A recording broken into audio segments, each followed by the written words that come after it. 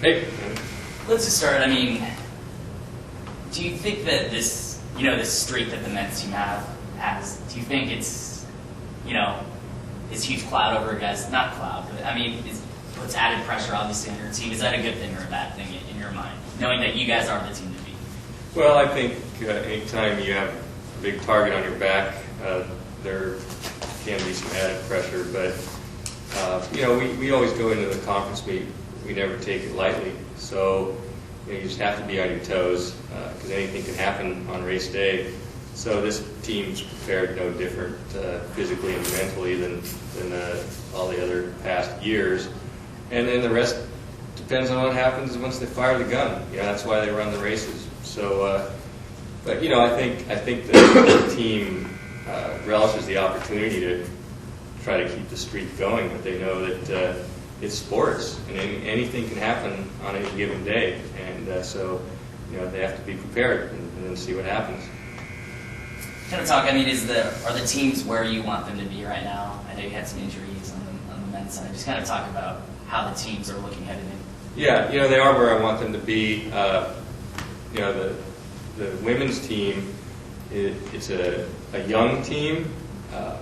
We're putting several freshmen out there on the starting line, and I think that's but they're good freshmen, and I think they're going to really go out there and compete well. I've seen them train and compete this year, with beyond their years really, and it's a good sign as far as building towards the future also. And so, the women are going into it, with expectations to do very well. It's going to be a pretty interesting race, for the women, because I think that like I was saying earlier about the men's race, on any given day, you don't know what will happen. And I think on the women's side, there's a lot of teams that could step it up on that day to mix it up for the victory. And we'd like to think we're one of them. And then on the men's side, the lineup is looking solid. We look deep, but we can't take for granted any other schools out there, because some of the schools have some really strong front runners, and we're going to have to be on our toes. Hey, Mark, do you train your runners, men or women, to peak at this time of the year, or do you want them good early and stay good? You want to build up as the season goes along, so that this championship part of the season is where they're at their peak. So that being from conference to regionals, which is 2 weeks after conference, and then hopefully for the NCAA championships. But you want to be better right now than they were at the beginning, and so you follow a progression with their physical training, the nature of the workouts, what you're trying to accomplish to get their bodies as fit as you possibly can get that body to be for this championship part of the season.